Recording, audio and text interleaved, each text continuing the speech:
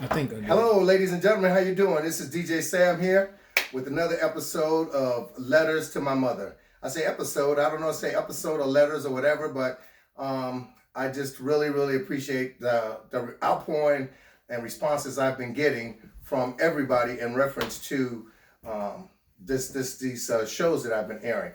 First off, I want to just take time out to send my thoughts and prayers out to the family, the friends, teammates of Kobe Bryant, an NBA legend that we just recently discovered today was killed in a horrific accident. And something like that, you got to take time to pay respect. So much love.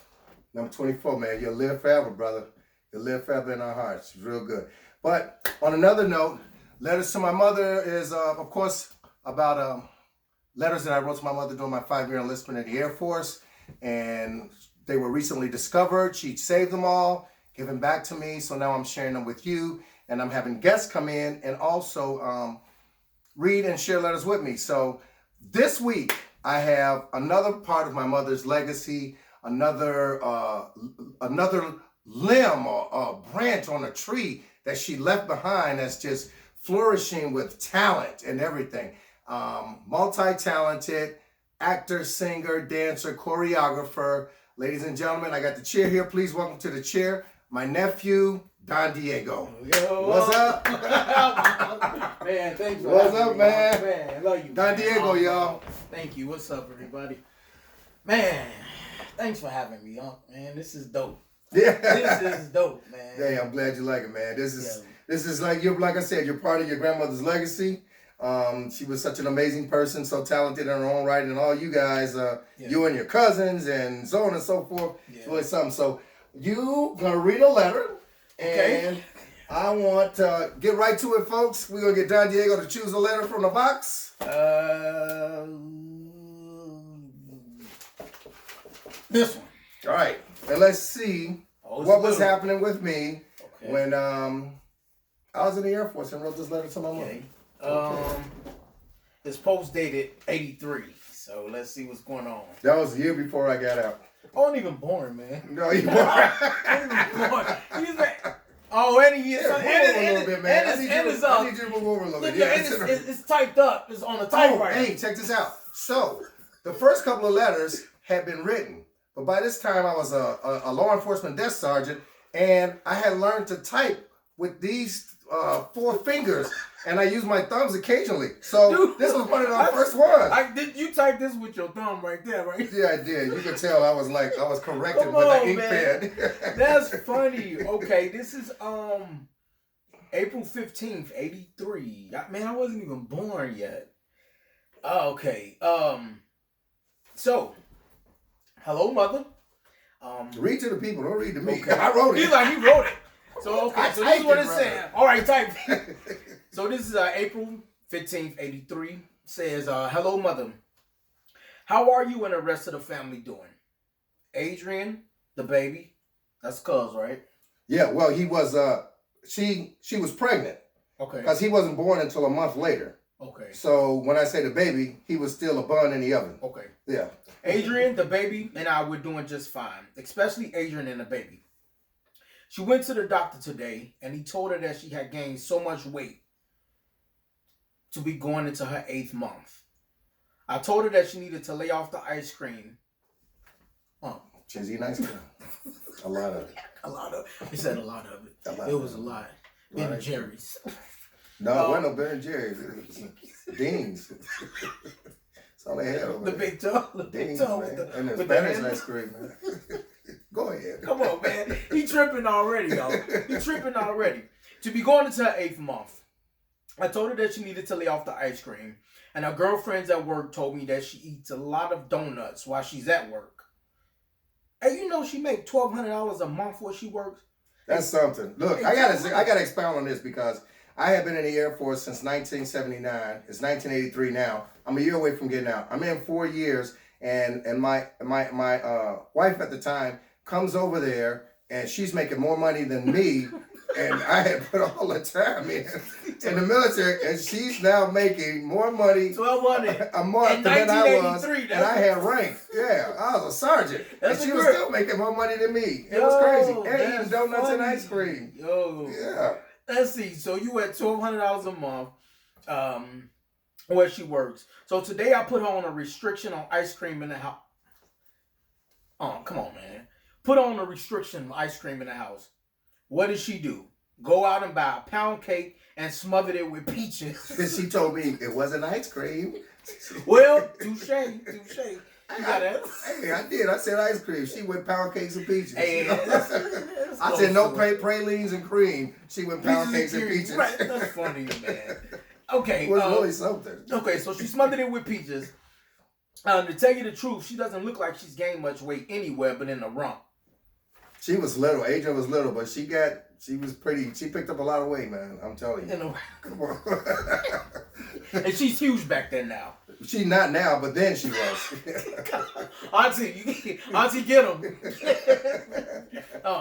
It was good to hear that everything is going fine with the businesses. I knew that would not be much of a problem once you got the swing of things. You could tell Dad that when I get out, I plan to help him any way that I can when I'm not busy. I always wondered how the profit was made off of those machines. What machine? Typewriters? They had no, that was me the time. They had taken over the drugstore and the hotel on 75th and Dorchester. My dad, Sykes. Sykes. And Dad was running the business, and they had got pinball machines in.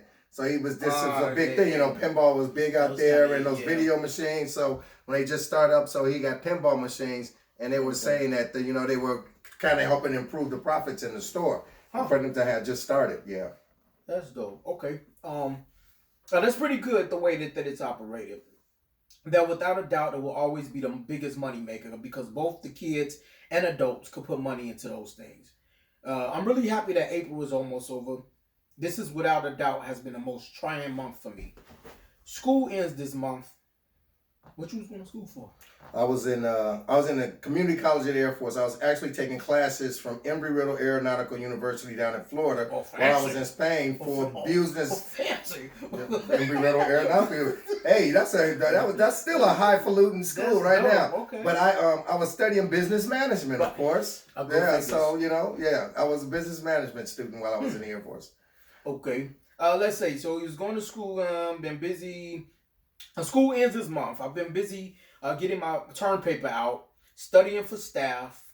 Staff sergeant. I was a buck sergeant. I had 3 stripes. I was studying for my promotion to my 4th stripe, and it's a pretty extensive promotion process insofar as testing is concerned and meeting the board and so on and so forth. And the first part of it is to study for the test with using your professional military education, current events, and things of that nature to study to pass the test and to get a line number for promotion.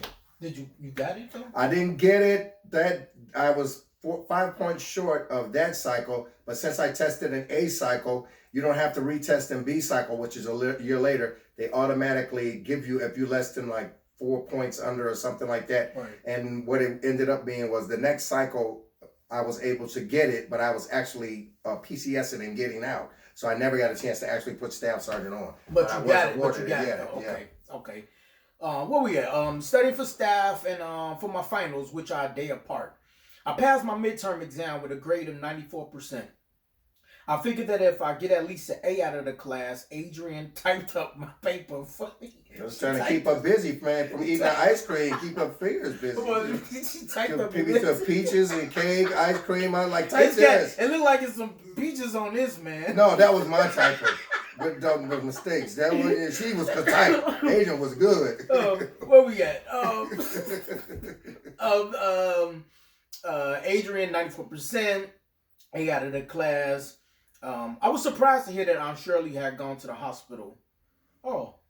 What? I can't remember. We will refresh you guys on that on the next show. My aunt had injured her arm or something, and I can't remember how or what happened, but I'll find out from a family member, and we'll do a recap on the next episode.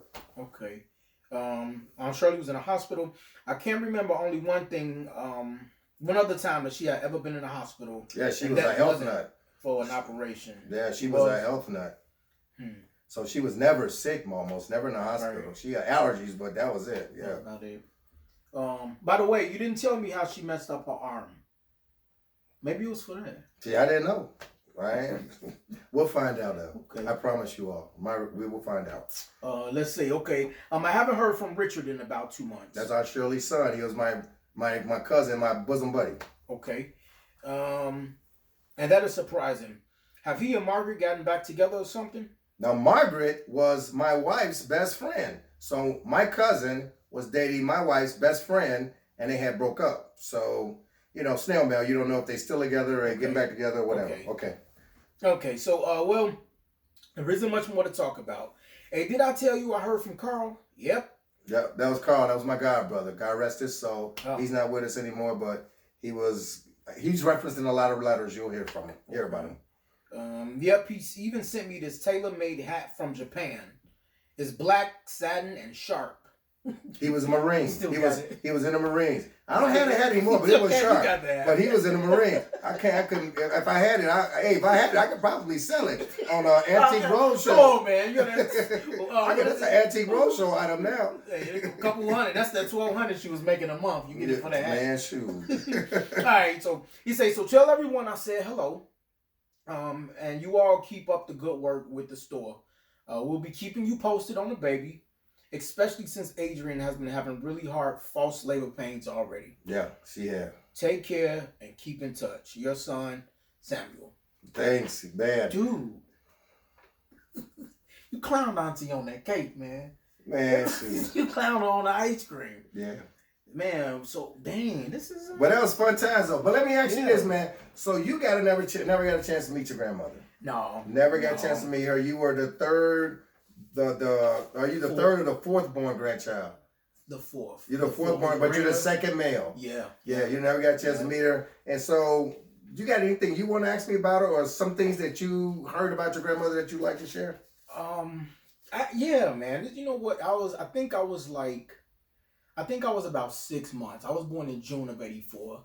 She passed in December? Yep. December of '84. Yeah. So I was like 6 months.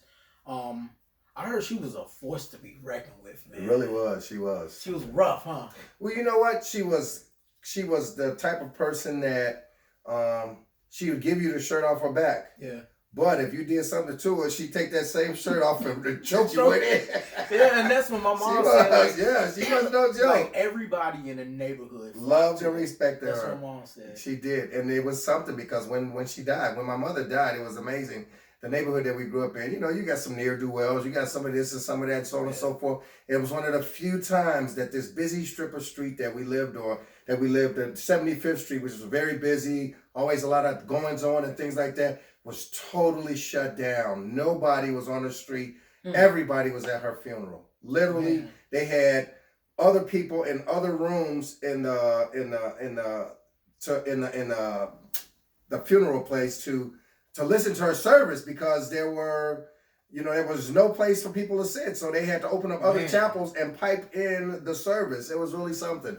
And it was an outpouring of love. But you guys, man, look, what I like to say to these people is my mother left an amazing, amazing legacy. She was a very talented person, an artist, a writer. She could sing. We had a family group called the Voices of Joy, a Christian group. Myself, my mom, my sisters, and my auntie, my mother's youngest sister. We all sang and everything. And she left a legacy. You all met my daughter, Ryan, in episode 3, who's a professional dancer and has her own dance studio and dances with others. She's on her way to Croatia with the Kate Jablonski statement. So, but then this young man right here is a singer, an actor, a dancer, a choreographer. He's just give him a brief on some of the things that you've done and some of the people that you deal with, and real quick, just so they can and let them know how they can get in touch or see you in some of the next productions that you're going to be in.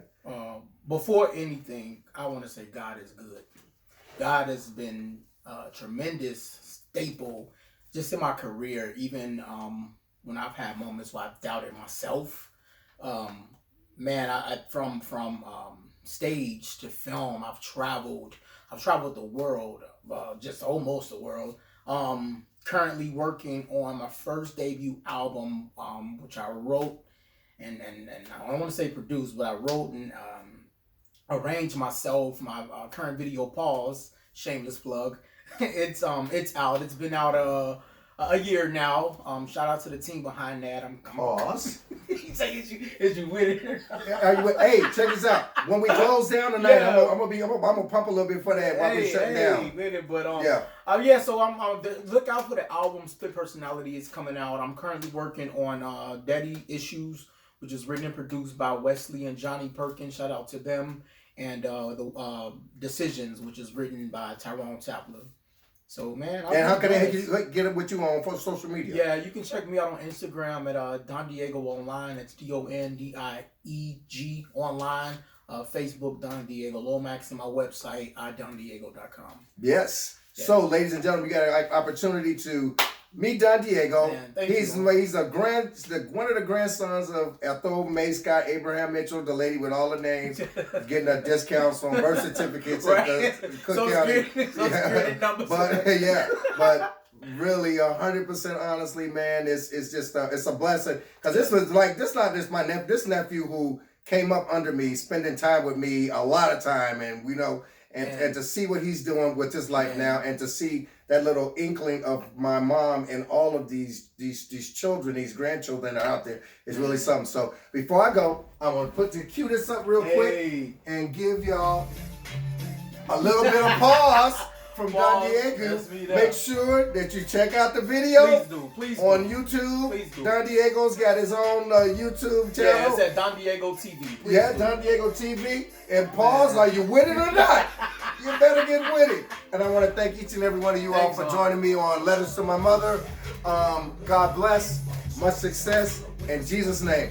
Take a minute to pause and tell someone that you love them. And once again, we want to give our mercy. We want to give our thoughts and prayers out to the family of NBA legend Kobe Bryant. Pause. Take a minute. Tell somebody you love them. Love you, nephew. Love you too. All right, man. Appreciate it. Peace.